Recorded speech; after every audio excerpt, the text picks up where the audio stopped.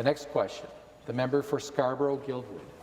Speaker, as this is my first opportunity to rise since the devastating news in Kamloops, BC, I do want to extend my condolences to the Indigenous communities, and the generational trauma that has been caused is just, it's time for Canada and Ontario to do better, and that's what I will say, Speaker. My question is to the Premier. This government has failed to create the conditions for reopening schools safely. Not only has this government shut down the economy and schools, but their lack of leadership and planning has resulted in a protracted debate about opening schools or patios, which should not be the case. Schools and patios are closed because this government has not planned and invested in the reopening. We need to see action. We need accelerated investments in ventilation, in teacher vaccination, and our education workers as well. We need PPE and a robust testing and contact tracing program to manage the outbreak. Speaker, teachers have heard every excuse under the sun as to why the Premier has not done his homework. It's time that the Premier does his homework and gets schools open safely now. Thank you. To reply, the Government House Leader. Of course, Mr. Speaker, she talked about doing better on ventilation. We've done that, Mr. Speaker. She talks about hiring additional teachers. We've done that. She talked about hiring additional staff to ensure that our schools are safe. We have done that, Mr. Speaker. That is why in September we were able to have our kids go back to school in-person learning.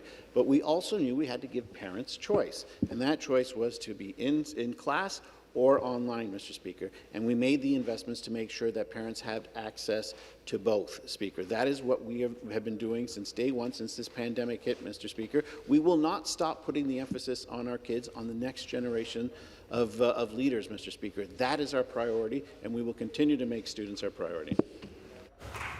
The supplementary question. Speaker, this government fails to understand that not all households have the same resources to support students learning at home. Words are not enough. Actions are what matters. And your actions are to cut $1.6 billion in priorities and partnerships funding, as the FAO reported just this week, and it shows the government's real intention. In hotspots, schools are in need of repairs and not set up to deal with an airborne virus that is mostly transmitted indoors and in closed proximity. There are real COVID learning gaps that are being developed, mental health risks for schools being closed, and things are not set up for a safe return to schools either now or in September. Speaker, the government has not made sure that schools are safe for in-person learning now, and it is cutting funding for the next school year that should be invested in our schools. Does the Premier believe that this pandemic has had a worse effect on hotspot students?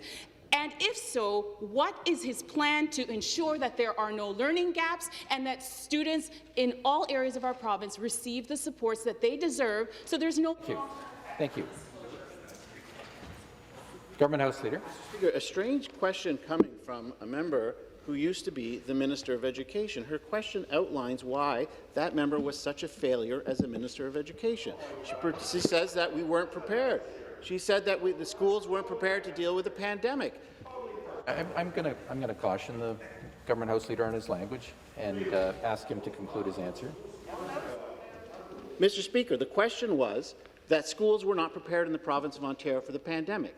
We began making those changes in 2018. The question was that our educators weren't prepared. We started making those changes in 2018. I am very sorry that the Liberals find offence to the fact that their time in government was such a failure. But that is why the people of the province of Ontario turned to this government to put in place and to fix all of the damage that that party did, Mr. Speaker. I am sorry that they find that offensive. But the people of Ontario wanted change, and that's why they turned to us to fix the mistakes.